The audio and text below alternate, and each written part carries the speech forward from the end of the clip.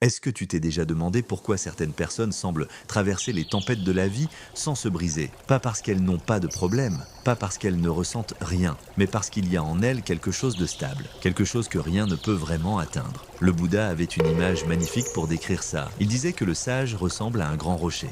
Le vent souffle, les vagues arrivent, la tempête passe. Et le rocher reste là, calme, immobile, présent. Aujourd'hui, je voudrais t'accompagner vers cette stabilité. Pas de façon compliquée, pas de façon parfaite. Juste honnêtement, doucement, un pas après l'autre.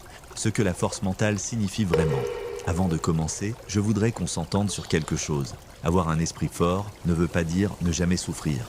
Ça ne veut pas dire être froid, détaché ou insensible. Et ça ne veut certainement pas dire tout encaisser sans jamais rien ressentir. Un esprit fort, c'est un esprit qui ressent pleinement et qui choisit comment répondre. C'est quelqu'un qui peut traverser la douleur sans s'y noyer, quelqu'un qui peut entendre la critique sans s'y perdre, quelqu'un qui revient toujours à lui-même doucement après la tempête, et cette force-là, elle se cultive, avec douceur, avec patience, avec bienveillance envers soi-même. 3 conseils aujourd'hui pour t'aider à construire ça, à ton rythme. Conseil 1.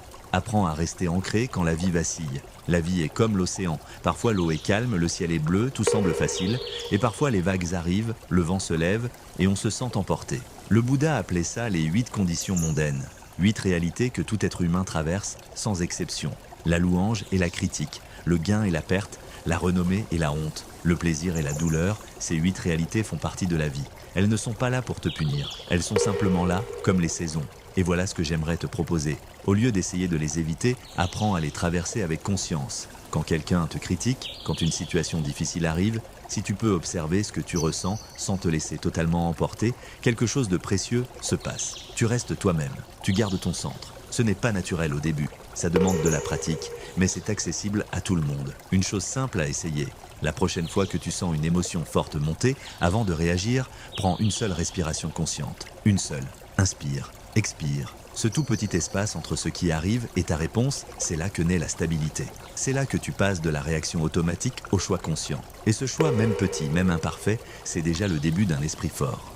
Conseil 2, construis ta résilience, une journée à la fois, la résilience. On en parle souvent comme si c'était réservé aux gens extraordinaires, aux personnes qui ont tout surmonté, au zéro. Mais la résilience, c'est beaucoup plus humble que ça, c'est simplement la capacité à se relever, doucement, à son rythme, encore et encore.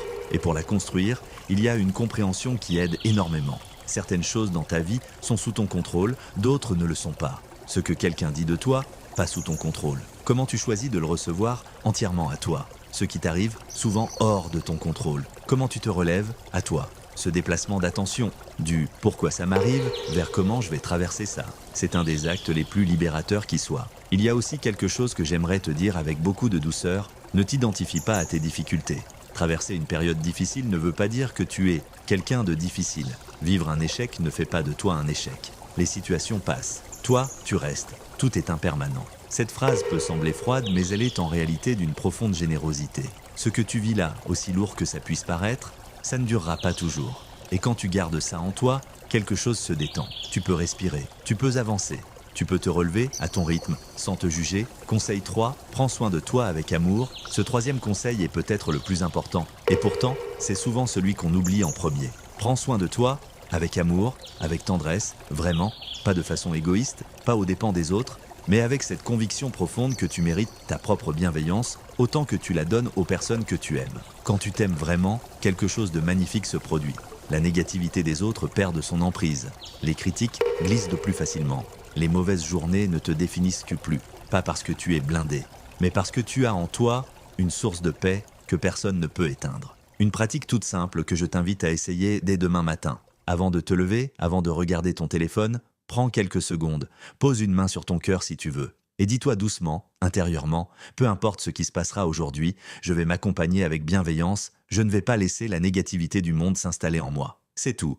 Quelques secondes. Mais ces quelques secondes posent un fondement pour toute la journée. Et voilà une image que j'aime beaucoup. Imagine que ton esprit est comme un espace intérieur que tu habites. Si tu y laisses s'accumuler tout ce que les autres y déposent, les critiques, les jugements, les mauvaises énergies, avec le temps, cet espace devient lourd et encombré. Mais si tu le nettoies régulièrement, avec ta respiration, avec ta conscience, avec cette intention du matin, il reste clair, léger, accueillant, pour toi d'abord, et donc pour les autres aussi. Alors, voilà les 3 chemins vers un esprit plus fort, plus serein, plus stable.